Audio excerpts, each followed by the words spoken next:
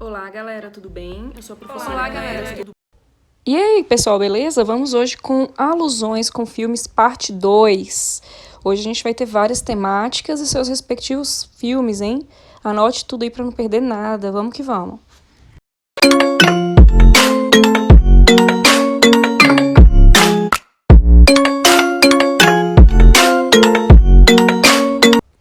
Vamos lá então para os filmes que abordam sobre a temática indígena. Vamos começar com O Último dos Moicanos. Bom, no século XVIII, em meio à guerra entre franceses e ingleses no continente norte-americano, um homem branco criado pelos índios tenta então defender a sua tribo dos ataques. Galera. Outro filme que aborda a temática indígenas aí, né? É o filme Terra Vermelha, que fala sobre um grupo de índios que vivem em uma fazenda, trabalhando como escravos, e ganham alguns trocados ali para posarem como atração turística. Aí o que acontece? Eles decidem reivindicar suas terras e de seus ancestrais, começando aí um grande conflito com os fazendeiros. Outro filme que aborda a temática indígena é Xingu. Xingu é um filme brasileiro de 2011. É do ano de 1940, os anos 1940, em que três irmãos, né, decidem aí viver uma grande aventura. Orlando, com 27 anos, Cláudio, 25, e Leonardo, 23. E os famosos irmãos Vilas Boas. E no caso aí, eles alistam na expedição Roncador Xingu e partem numa missão desbravadora pelo Brasil Central. A saga começa com a travessia do Rio das Mortes e logo eles se tornaram ali chefes, né, da empreitada, envolvendo-se na defesa dos povos indígenas e de suas diversas culturas, registrando tudo num diário batizado de A Marcha para o Oeste. O mais velho de todos, que é Orlando, né, é o articulador entre as etnias indígenas e o poder oficial, responsável por brecar a ingerência externa. Já Cláudio é o grande idealista e o mais consciente da contradição da expedição, e ele costumava dizer que nós somos o antídoto e o veneno. O caçula é Leonardo, ele é vibrante e corajoso, porém suas atitudes podem causar um preço alto na aventura dos irmãos. Ao recontar a saga dos irmãos, Xingu apresenta a luta pela criação do parque e pela salvação de tribos inteiras que transformaram os irmãos Vilas Boas em verdadeiros heróis. Agora vamos de Uma História de Amor e Fúria. É um longa, né, que possui 4 temáticas diferentes. Tem um índio guerreiro imortal que vê 600 anos do passado e do futuro do Brasil enquanto procura a alma perdida de sua amada. Vamos lá, pessoal, para inclusão, que é outro assunto importante. Vamos lá. Colegas, né? Aninha, Stallone e Márcio protagonizam uma história de amizade e sonhos. Os 3 fogem do instituto em que viviam para perseguirem seus respectivos desejos de casar, ver o mar e voar. Ao longo da trama, os 3 trilham um percurso de aventura, contribuindo para que a síndrome de Down seja retratada dentro de um contexto de autonomia, superação e aprendizagem. Muito bom, galera. Agora vamos de Intocáveis, outro filme que dá pra gente abordar aí se o assunto ou o tema redacional for inclusão, né? O filme conta a história de Philip, um homem rico que, após sofrer um grave acidente, fica tetraplégico. E aí ele precisa contratar ali um assistente. Sua história vai cruzar ali com a de Driss, um jovem de baixa renda e sem nenhuma experiência na função de cuidador. O percurso trilhado pelos dois é de aprendizagem mútua. Bom, Driss contribui para a retomada da identidade e da autoestima de Philip a partir de um trabalho que mostra o cuidado com as deficiências, inclusive uma atenção ímpar com as potencialidades envolvidas. Galera, Hoje Eu Quero Voltar Sozinho é um filme que fala sobre a chegada de Léo a uma escola tradicional. E aí ele aborda 2 temáticas, né? É a história de um garoto com deficiência visual e ele, um garoto que tem que lidar com algumas dificuldades de aceitação pela turma, até que encontra apoio em um estudante recém-chegado, que é Gabriel.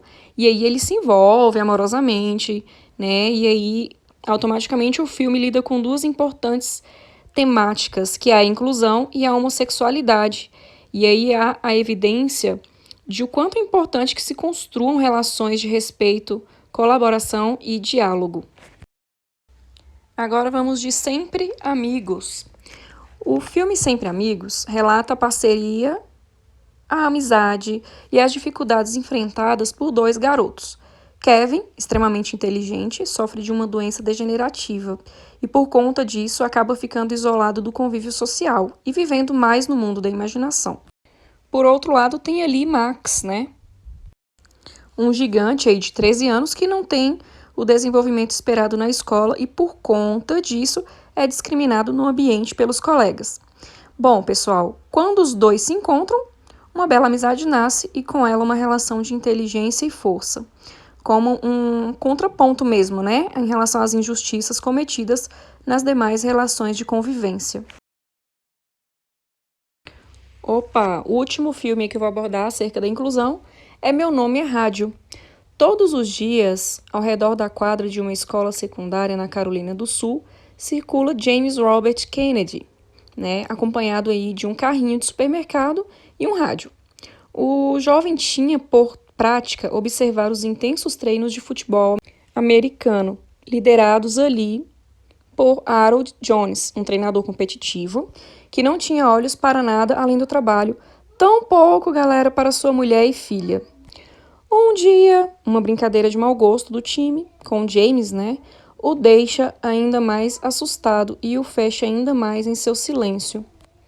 O jovem não fala, até que um dia o treinador resolve convidá-lo para assistir a um treino e pouco a pouco o insere na equipe como um assistente. Bom, o filme mostra a inclusão de rádio, o nome pelo qual James passa a atender, numa dinâmica antes marcada pela competição e altas habilidades, trazendo sensivelmente a possibilidade de aprendizagem em outros tempos e maneiras. Vamos aí, então para a temática violência. Vamos começar aí com o filme Cidade de Deus. Bom, a história é de um jovem chamado Buscapé, e essa história rodou o mundo inteiro, hein, galera? Esse filme. Fala sobre um garoto negro e pobre, muito sensível, que cresceu num universo de extrema violência. Então, Cidade de Deus. Ele não queria ter o mesmo destino dos amigos da favela, né? E automaticamente ingressar ali no mundo do crime. Então, o que ele fez? Ele se apaixonou pela fotografia e, por isso, ele consegue conviver e viver muitas situações, né? Permite ali que ele tenha uma outra perspectiva, longe de ser a poetização da violência. A obra trata, então, sobre o assunto muito bem, sem abrir espaço para interpretações deslumbradas. Carandiru é o próximo filme, né, que aborda a violência. É uma superprodução baseada aí no livro Estação Carandiru, do médico Drauzio Varela, O próximo filme que aborda na qual ele acerca de narra aí intolerância suas experiências com a dura realidade dos presídios brasileiros em um trabalho de prevenção à AIDS realizado na casa de detenção.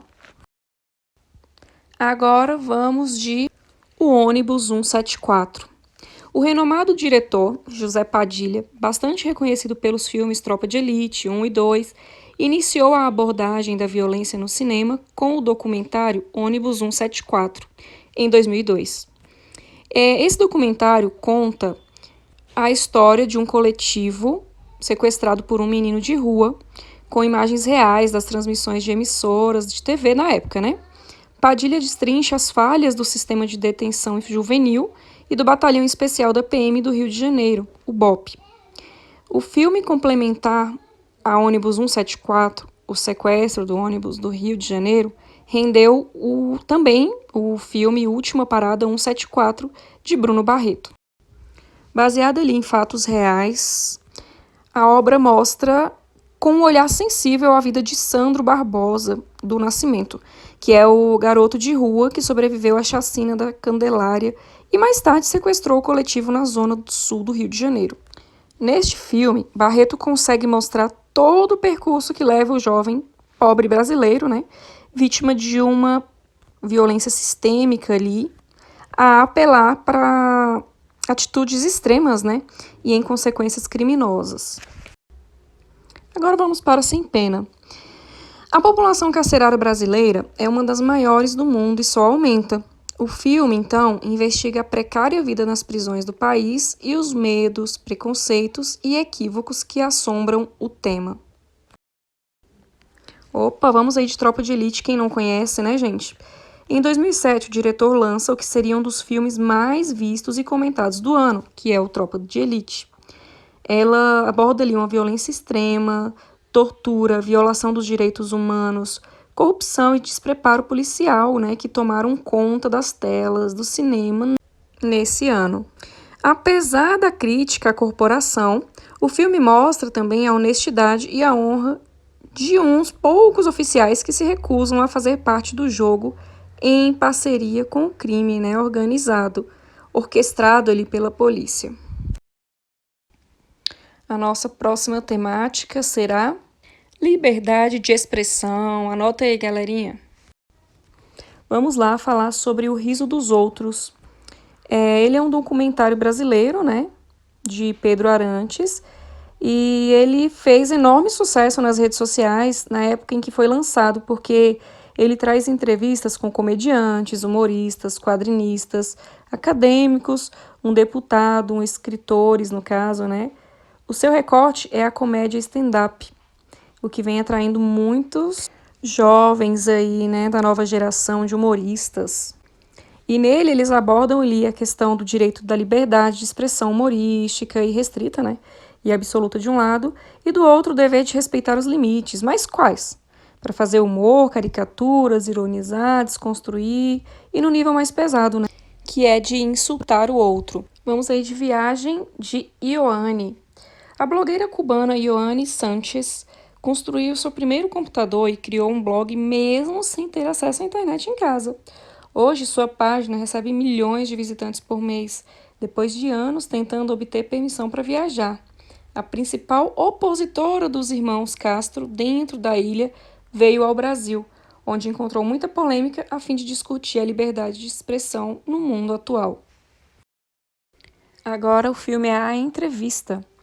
A entrevista ali tornou-se um improvável símbolo de liberdade de expressão nos últimos dias, depois que a Sony cancelou o lançamento da produção diante da ameaça de hackers de atacar cinemas que exibissem o filme.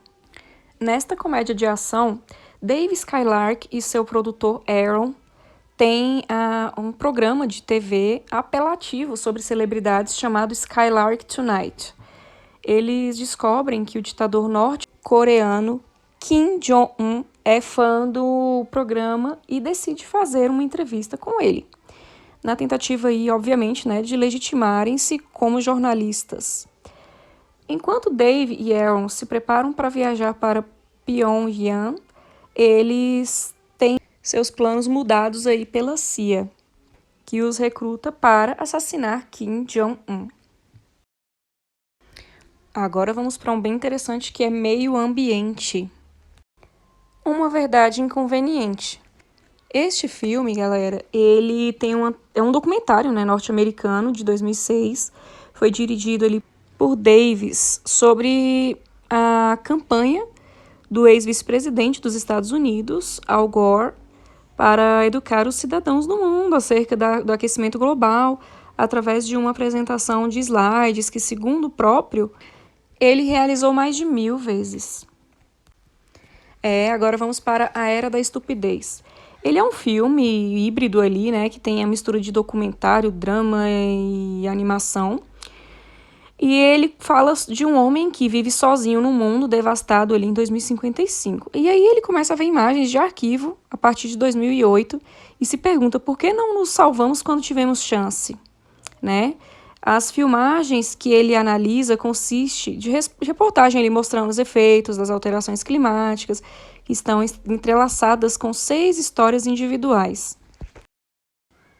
Surplus é um documentário sueco que tem uma linguagem ali de videoclipes para tratar dos paradoxos e desigualdades da sociedade de consumo e de seus efeitos devastadores no meio ambiente e no modo como essas pessoas aí se enxergam como cidadãos e indivíduos. O próximo filme é O Dia Depois de Amanhã. Após o climatologista Jack Hall ser totalmente ignorado pelos funcionários da ONU ao apresentar ali suas preocupações ambientais, sua pesquisa torna-se verdadeira quando uma enorme tempestade se desenvolve, dando início a calamidades naturais catastróficas em todo o mundo. Tentando chegar ao seu filho Sam, que está preso em Nova York com sua amiga Laura e outros, Jack tem que viajar a pé da Filadélfia para chegar a Sam antes que seja muito tarde. Cara, como não falar de Avatar, né, gente? De James Cameron. Apesar de ser uma animação de ficção científica, vale-se de uma metáfora para tratar dos problemas ambientais e, obviamente, da exploração ali descontrolada de recursos naturais.